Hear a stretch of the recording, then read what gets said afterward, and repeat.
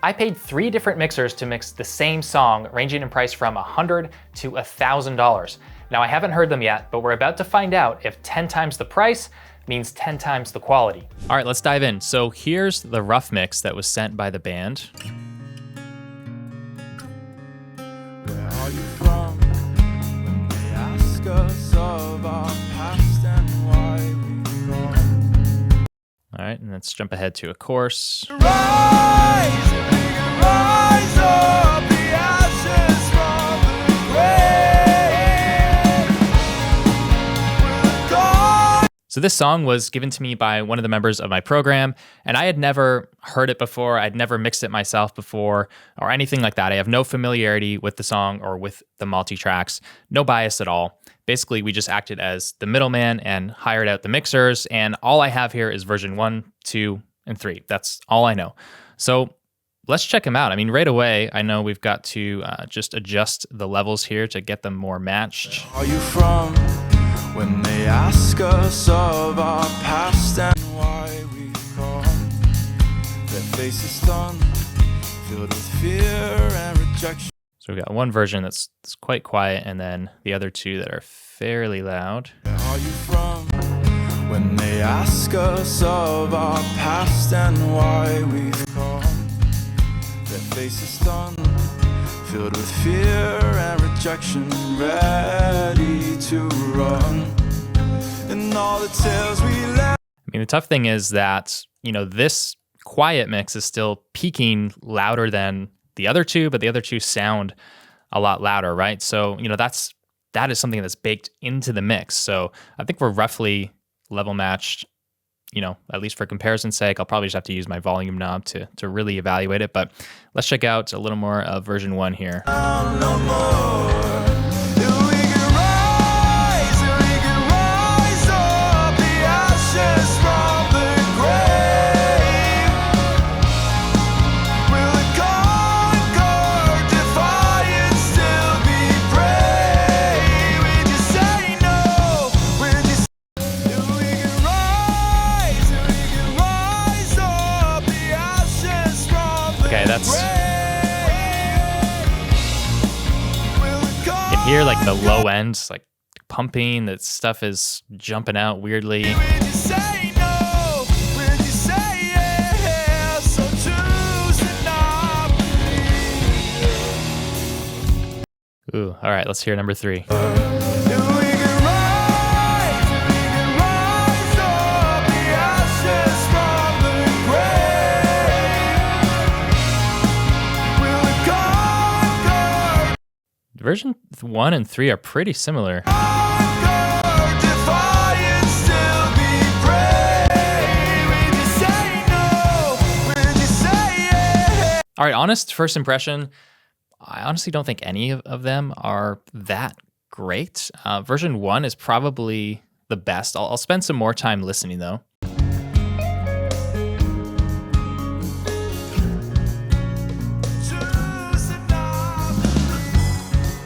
The truth is gone, hidden with no remnants left for us to find. What of the past have we? Yeah, I mean, that's the splash cymbal is louder than the vocal there. The truth is gone, hidden with no remnants left for us to find. What of the past have we buried?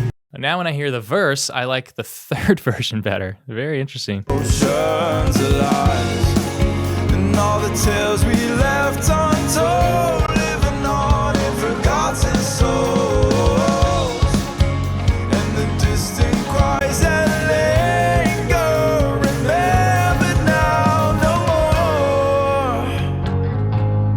more. Okay, it's obvious that version 2 is, you know, in last place here, but it's a little tough between number 1 and number 3. I wanted to have a really big range in price to compare these mixes. So what I do know is that one of these mixes cost $100 on Fiverr, and I would bet money that that's version number 2. And then another version was about $500 on SoundBetter, and then another version was $1,000 also on SoundBetter. But I still, you know, aside from the Fiverr one, I think I still don't know which one is which here. And because two of these are pretty close here, you know, mixes need to evolve, right? So I think what I'm gonna have to do is just listen to all of these start to finish to feel like what is the reaction? How much does it pull me into the song? How interested do I stay throughout the song? So, you know, it's all gonna get edited down, but rest assured, I am definitely gonna listen all the way through to these mixes.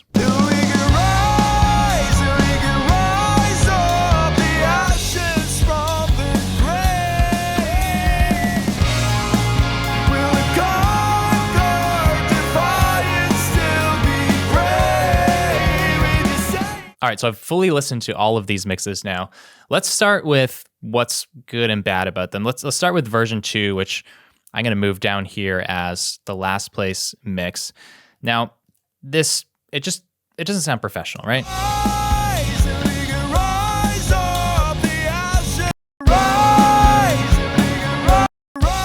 I mean, you could argue that the rough mix actually sounds a little bit better, and it's really like a level thing and a dynamics and compression thing. You can see the transients are not as well controlled, and you can hear that too. Like especially the kick, you can hear it just kind of pumping a compressor. I don't know if that's drum bus or if that's on the mix bus or both. It's interfering with the vocals.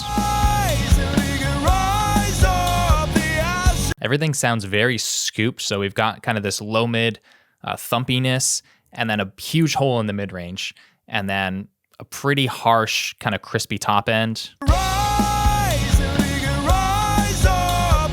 Vocals are pretty harsh.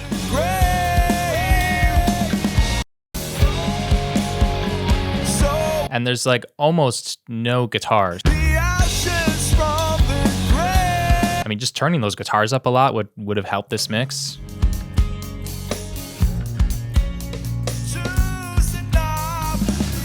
But yeah, the dynamics are the big problem here.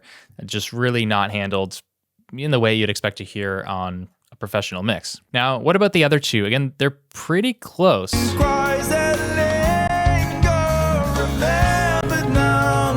And there's parts of each of them that I like, so it's kind of hard to choose which one I think is best. Like,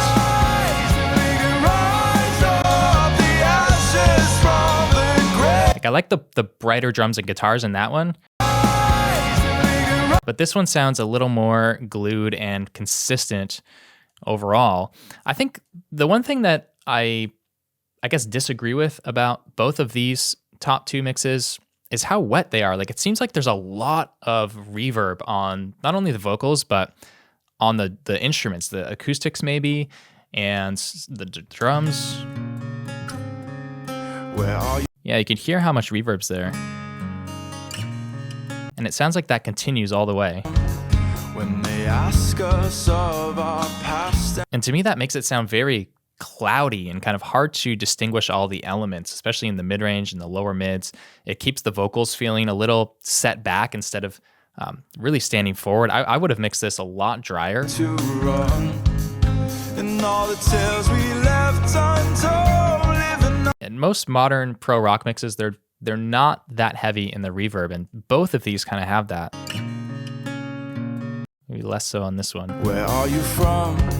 When they ask us of our past and what. I think that's why version 3, even though I can tell it's a little bit wet, the vocals are a lot more up front, and it's just a little drier overall, which I like. To run. I still don't like hearing the reverb tail on the vocals though.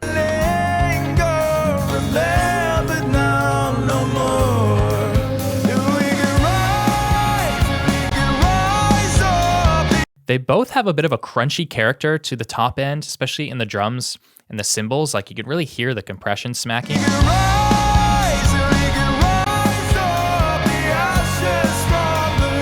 In version 3, he's just set them a little further back, whereas in version 1, the drums are a little more up front.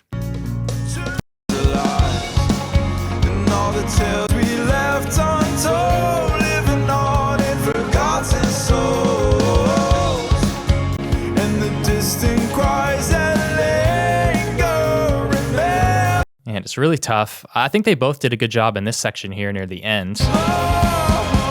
If we could rise up the ashes. I like how it goes from the really big build to that reverb tail on the last hit, and then this really small, intimate vocal into the last chorus. That's cool, and kind of both of them did that. We could rise up the ashes from the grave.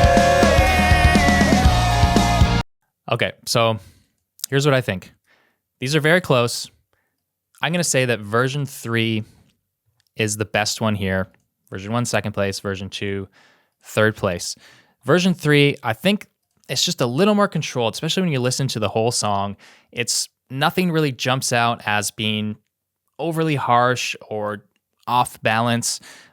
It's got a nice vocal that's very crisp and clear and upfront the entire mix. It never gets drowned out. Whereas version 1, it's very close, but there's something in there that, here, I'll try to show you.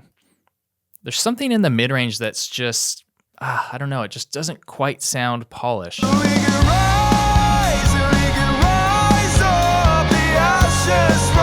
Like this 800, 900 range. In the drums and guitars. Let's see what it sounds like if I dip that out.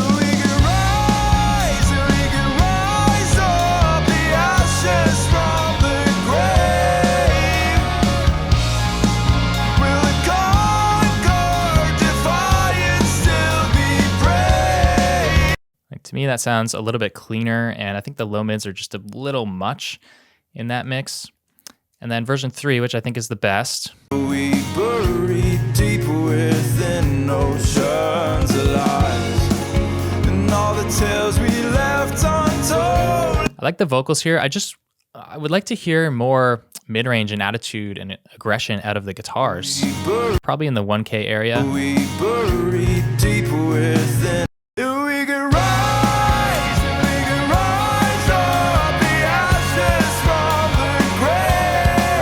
Missing some of that forwardness in the guitars and maybe even in the drums in this mix. But overall, I'm going to say version 3 is the best here. I'm going to say version 2 was the cheapest, the $5 version.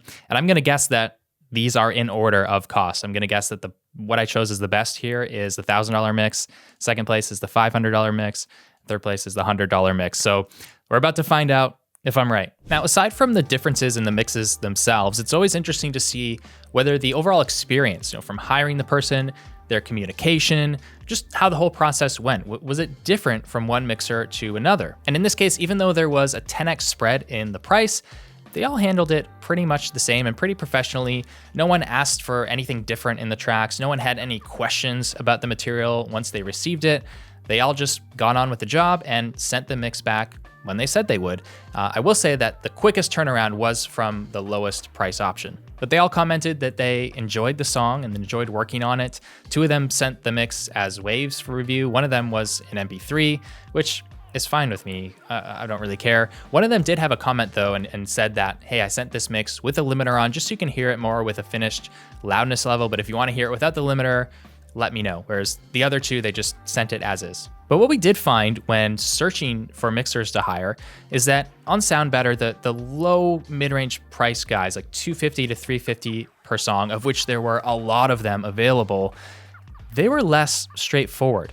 Things like specifying how many revisions they would offer before charging. One of them had a sliding scale of rates depending on how many tracks were in the session. Another one said that his process isn't to mix the song fully. He'll mix it halfway, kind of like a rough mix, and then go back and forth with the client until the client's happy, which sounds like a total nightmare to me. And unfortunately, this one's not very surprising, but we had a couple guys respond to our first inquiry immediately discounting their rates. And all of those things, to me, they just show a lack of confidence and a lack of professionalism, and it just complicates the process for no reason. I think it's much better just to say, yep, I listened to the song, I'd love to mix it, here's my rate, and here's when I can give it to you. All right, moment of truth. Let's find out who did what mix and if my guesses were right. Starting with third place, which I thought was version 2. Let's see who did version 2. Okay, that was the $5 one. We were right about that one. That was a pretty easy guess, $101. I mean, what kind of quality mix are you getting for $100? I mean, it's kind of in line with the price, right? So no big complaints there. All right, let's see version 1, which I put in second place, the second best mix. Version 1, who did it? That was the mid-tier price. That was the $550 mix from Sound Better. Okay, so I was right. The quality followed the price exactly here. So that means that version 3 was the high-end engineer from Sound Better at $1,000. So in this case, a higher price did mean a better mix.